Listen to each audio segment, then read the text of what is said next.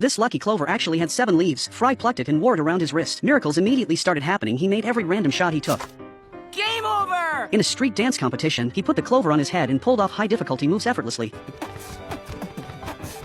Crazy sucker. Fry's brother Yancey was consumed with jealousy and tried to steal the lucky clover. Cornered, Fry stuffed the clover into a vinyl record and hid it in a safe. 1,000 years later, without the lucky clover, Fry became extremely unlucky. At the horse races, Bender struck it rich every time, while Fry lost all his money until he had only $1 left. To make matters worse, that last dollar was blown away by the wind and got tangled in power lines. When Fry climbed up to retrieve it, he was electrocuted by the exposed wires.